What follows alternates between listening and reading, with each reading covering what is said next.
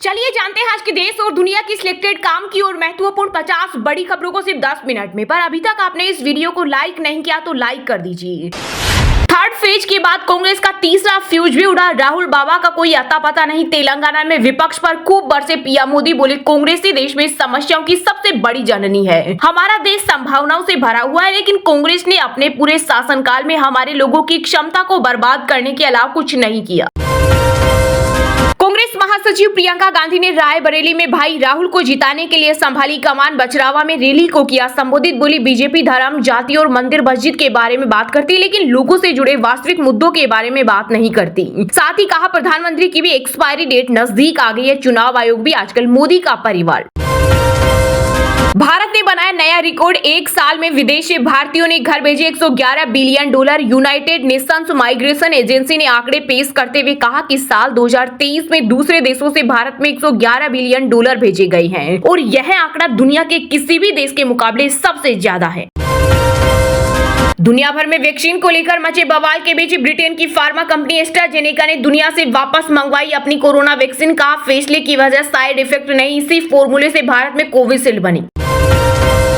मुसलमानों को किसी भी हालत में नहीं मिलेगा आरक्षण। बिहार के पूर्व सीएम लालू यादव के बयान पर आग बबूला हुए डिप्टी सीएम सम्राट चौधरी। बोले पीएम मोदी के रहते कोई पिछड़ों के आरक्षण के साथ छेड़छाड़ नहीं कर सकता। 2.5 करोड़ और ईवीएम हैक कर बढ़ जाएंगे वोट। सेना के जवान ने शिवसेना नेता अंबादास दानवे से मांगी रिश्वत। पुलिस ने मामले में जवान को किया गिरफ्तार। 10 मई से शुरू होने जा रही 4 धाम यात्रा के लिए काउंटर रजिस्ट्रेशन हुआ शुरू। इस दौरान उमड़ी श्रद्धालुओं की भारी भीड़, लगी लंबी लंबी लाइनें। अक्षय तृतीया से पहले सोने चांदी की कीमत में मामूली बढ़त देखने को मिली। 10 ग्राम 24 कैरेट सोना 57 रुपए महंगा होकर 71,725 रुपए पर पहुंच गया है। वहीं 1 किलो चांदी 81,663 रुपए प्रति किलोग्राम में बिक रही। लोकसभा चुनाव में गलती हुई तो राम मंदिर में बाबरी ताला लगवा देगी कांग्रेस। यूपी में बोले केंद्रीय गृह मंत्री अमित शाह। कहा इसके पास तो प्रधानमंत्री पद का प्रत्याशी भी नहीं है। इनके पास ना नेता है, ना नीति और ना ही नियत। एयर इंडिया एक्सप्रेस के 200 सीनियर क्रू मेंबर्स एक साथ छुट्टी पर। एयरलाइंस के कर्मचारियों की इस हरकत से 80 से ज्यादा डोमेस्टिक और इंटरनेशनल फ्लाइट्स कैंसिल। विमानन कंपनी ने कहा पैसेंजर्स को मिलेगा पूरा रिफंड। अरविंद केजरीवाल तिहाड़ जेल में रहेंगे या जाएंगे घर। आबकारी नीति घोटाला मामले में अंतरिम जमानत पर सुप्रीम कोर्ट 10 मई को सुना सकता है फैसला। हरियाणा की राजनीति में आया बड़ा उबाल। 3 निर्दलीय विधायकों ने भाजपा छोड़कर थामा कांग्रेस का दामन। पूर्व डिप्टी सीएम दुष्यंत चौटाला बोले अविश्वास प्रस्ताव लाई कांग्रेस। वहीं बीजेपी नेता अनिल विज ने कहा हमारे तर्कस में कई तीर हैं, भूपेंद्र सिंह हुड्डा की ख्वाहिश पूरी नहीं होगी। लोकसभा चुनाव के तीसरे फेज की वोटिंग के दौरान गुजरात में बीजेपी नेता के बेटे ने किया बूथ कैप्चर। 4 मिनट से ज्यादा लाइव स्ट्रीमिंग की। कहा ईवीएम अपने बाप की। चुनाव आयोग ने 2 लोगों को हिरासत में लिया। एमपी राजस्थान में अगले 3 दिन हीट वेव का अलर्ट। दिल्ली एनसीआर में 42 डिग्री पहुंचा तापमान। वहीं छत्तीसगढ़, बिहार और झारखंड में बारिश की संभावना। मौसम विभाग ने जारी किया अलर्ट।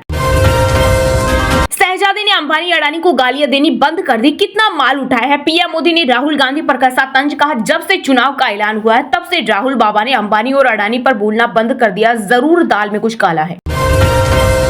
युजवेंद्र चहल ने रचा इतिहास। T20 क्रिकेट में 350 विकेट का आंकड़ा छूने वाले पहले भारतीय क्रिकेटर बने। वहीं राजस्थान रॉयल्स के कप्तान संजू सैमसन को एम्पायर के फैसले का विरोध करना पड़ा भारी। बीसीसीआई ने लिया बड़ा एक्शन। मैच फीस का 30% जुर्माना लगाया। मुसलमानों के आरक्षण पर आरजेडी सुप्रीमो लालू यादव के बाद अब उनके बेटे तेजस्वी यादव ने दिया बवाल मचाने वाला रिएक्शन। भाजपा को बताया आरक्षण का सबसे बड़ा विरोधी। कहा आरक्षण के साथ ही बीजेपी दलित, पिछड़ा, आदिवासी, गरीब एवं बहुजन विरोधी भी है। दक्षिण के लोग अफ्रीकी जैसे और पूर्वोत्तर के चाइनीज जैसे दिखते हैं। सेम पित्रोदा के विवादित बयान पर मचा बवाल। कांग्रेस ने किया बयान से किनारा। कहा भारत की विविधता की ये परिभाषा मंजूर नहीं। वहीं पीएम मोदी बोले शहजादे के फिलोसफर ने चमड़ी के आधार पर दी गाली। पीएम मोदी ने महाराष्ट्र के अहमदनगर में एक चुनावी जनसभा को किया संबोधित। बोले कांग्रेस के नेता कसाब को निर्दोष बता रहे। पाकिस्तान इनका समर्थन करता है। 4 जून के बाद इनका झंडा उठाने वाला भी नहीं मिलेगा। धर्म के साथ कर्म भी करें नरेंद्र मोदी। आरजेडी नेता तेजस्वी यादव ने प्रधानमंत्री को दी नसीहत। कहा हमारा धर्म शास्त्र सिखाता है कि धर्म के साथ साथ कर्म की भी बातें करनी चाहिए। तो पीएम मोदी भी धर्म के साथ थोड़ा कर्म की भी बात कर ले कि उन्होंने पिछले 10 सालों में क्या किया है। चुनावी बूथों पर चल रही बीजेपी की दादागिरी। गुजरात में बीजेपी नेता के बेटे विजय भाभोर ने बूथ कैप्चर किया। लाइव स्ट्रीम में कहा ईवीएम अपने बाप के इसे उठाकर ले जाएंगे। कांग्रेस प्रत्याशी डॉक्टर प्रभाबेन तावियाड़ ने दर्ज कराई एफआईआर। बसपा सुप्रीमो मायावती ने भतीजे आकाश आनंद से सभी जिम्मेदारियां छीनी। उत्तराधिकारी और नेशनल कोऑर्डिनेटर के पद से हटाया। कहा अभी मैच्योर नहीं। भाजपा पर बयानों के बाद चुनावी कैंपेन भी रद्द किया था। पश्चिम बंगाल की मुख्यमंत्री ममता बनर्जी ने किया बड़ा दावा। कहा यूपी में अल्पसंख्यकों को वोट डालने से रोका गया। वहीं केंद्रीय मंत्री स्मृति ईरानी बोली राहुल गांधी का पाकिस्तान से क्या रिश्ता है।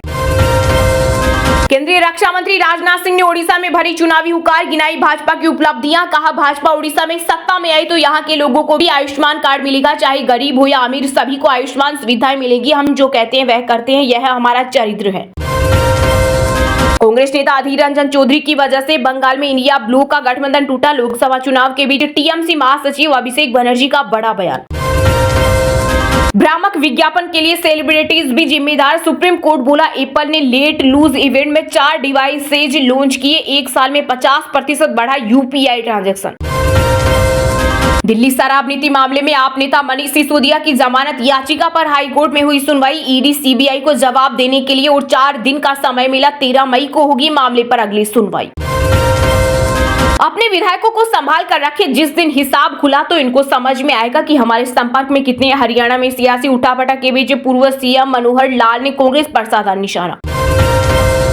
वक्त बदल रहा है दोस्त न रहा। पीएम मोदी के अडानी अंबानी वाले बयान पर कांग्रेस अध्यक्ष मल्लिकार्जुन खड़गे ने किया पलटवार। कहा 3 चरणों के चुनाव पूरे हो जाने के बाद प्रधानमंत्री जी अपने मित्रों पर ही हमलावर हो गए। इससे पता चल गया है कि मोदी जी की कुर्सी डगमगा रही। पीएम मोदी के कांग्रेस बाबरी मस्जिद का ताला राम मंदिर में ना लगाने वाले बयान पर राज्यसभा सांसद कपिल सिब्बल ने कसा तंज। बोले प्रधानमंत्री की भी एक्सपायरी डेट नजदीक आ गई है, वरना ऐसा बयान नहीं देते। साथ ही कहा चुनाव आयोग भी आजकल मोदी का परिवार। बंगाल में 25,000 शिक्षकों की नियुक्तियां रद्द करने पर लगी रोक। सुप्रीम कोर्ट बोला सीबीआई जांच जारी रखे। हाईकोर्ट ने 22 अप्रैल को रद्द की थी नौकरियां। लोकसभा चुनाव के बीच मायावती की पार्टी पर आप नेता संजय सिंह ने बोला बड़ा हमला। कहा बसपा बन गई है बीजेपी हाथी के सूंड पर कमल का फूल। बीते दिन शेयर बाजार में फ्लैट कारोबार देखने को मिला। इस दौरान सेंसेक्स 45 अंक की गिरावट के साथ 73,466 के स्तर पर हुआ बंद, तो वहीं निफ्टी बिना कोई उतार चढ़ाव के 22,306 के स्तर पर हुआ बंद। कांग्रेस की मोहब्बत की दुकान में नफरत का सामान। इंडियन ओवरसीज कांग्रेस के अध्यक्ष सेम पित्रोदा के बयान पर भड़की बीजेपी, बर्खास्त करने की मांग की। चलिए अब जानते हैं जो आम आदमी के काम की और फायदेमंद खबरें हैं उनको विस्तार से। पर इससे पहले अभी तक आपने इस वीडियो को लाइक नहीं किया तो लाइक कर दीजिए।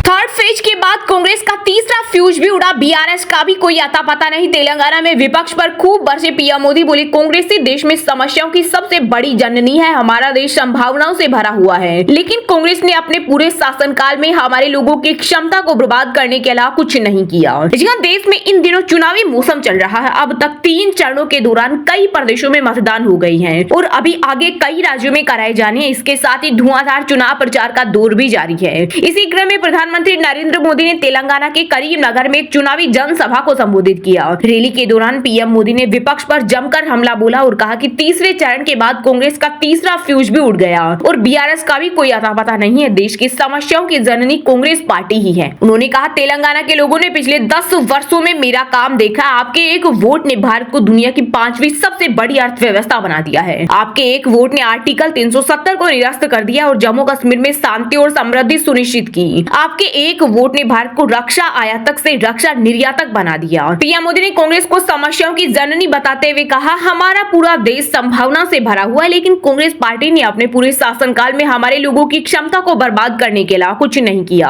कांग्रेस पार्टी ने हमारी अर्थव्यवस्था को नष्ट कर दिया, कृषि और कपड़ा क्षेत्र को नुकसान पहुंचाया। कांग्रेस ही देश में समस्याओं की सबसे बड़ी जननी है। पीएम मोदी ने कहा कि कांग्रेस और बीआरएस पूरी तरह से परिवार द्वारा परिवार का और परिवार के लिए है। ये दोनों पार्टियां एक ही सिक्के के दो पहलू। भाजपा नेशन फर्स्ट सिद्धांत में विश्वास करती है, लेकिन दूसरी ओर कांग्रेस और बीआरएस तेलंगाना में फैमिली फर्स्ट सिद्धांत पर काम करती है। उन्होंने आगे कहा कि कांग्रेस और बीआरएस को एक साथ बांधने वाला एकमात्र गोंद भ्रष्टाचार है। पीएम ने कहा करप्शन कांग्रेस बीआरएस का कॉमन कैरेक्टर है। ये दोनों एक दूसरे पर भ्रष्टाचार के आरोप लगाते, लेकिन बैकडोर से दोनों एक ही करप्शन सिंडिकेट का हिस्सा है।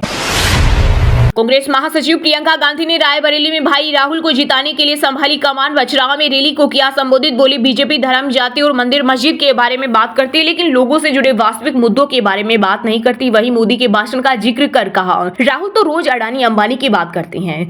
कांग्रेस महासचिव प्रियंका गांधी ने रायबरेली में भाई राहुल को जिताने के लिए चुनावी कमान संभाली। इसी क्रम में उन्होंने बछरावा में एक रैली को संबोधित किया और कहा, हमारी मां ने राहुल गांधी को आपके पास भेजा है। अब रायबरेली को 2 सांसद मिलने वाले हैं। राहुल को जिताइए, वो तो आपके सांसद होंगे ही, मैं भी यहाँ के लिए काम करूंगी। इस दौरान प्रियंका ने प्रधानमंत्री के भाषण का भी जिक्र किया और कहा, पीएम मोदी कहते हैं कि आजकल राहुल अडानी अंबानी का नाम नहीं ले रहे, लेकिन सच्चाई ये है कि राहुल हर दिन अडानी की बात करते हैं। वे रोज अडानी की सच्चाई आपके सामने रखते हैं, उसका खुलासा करते हैं। राहुल आपको रोज बताते हैं कि नरेंद्र मोदी की बड़े बड़े उद्योगपतियों के साथ साठगांठ है। प्रियंका गांधी ने आरोप लगाया कि बीजेपी की पूरी मशीनरी ही राहुल गांधी के खिलाफ झूठ फैलाने में लगी हुई है। उन्होंने यह भी कहा कि बीजेपी धर्म, जाति और मंदिर मस्जिद के बारे में बात करती है, लेकिन लोगों से जुड़े वास्तविक मुद्दों के बारे में बात नहीं करती। प्रियंका ने कहा, आपको मालूम होगा कि राहुल गांधी ने कितना संघर्ष किया है। वह हमारे देश में एक ऐसे इंसान है जिनके बारे में बीजेपी की पूरी मशीनरी ने एक तरीके से गलत बातें और झूठ फैलाया। उनको संसद से निकाल दिया गया, उनको घर से निकाल दिया गया, लेकिन राहुल पीछे नहीं हटे। यह उनका चरित्र है कि जब वह अन्याय होते हुए देखते हैं तो वह न्याय की लड़ाई लड़ते। उन्होंने कहा, इसलिए राहुल कन्याकुमारी से कश्मीर तक 4000 किलोमीटर पैदल चले और फिर उसके बाद मणिपुर से लेकर मुंबई तक उन्होंने यात्रा की। यह आपकी समस्याओं को समझने वाली यात्रा थी। यह देश को बताने वाली यात्राएं थी कि देश में राजनीति की जो दिशा है वो गलत हो रही है तथा हमें उसे ठीक करना है।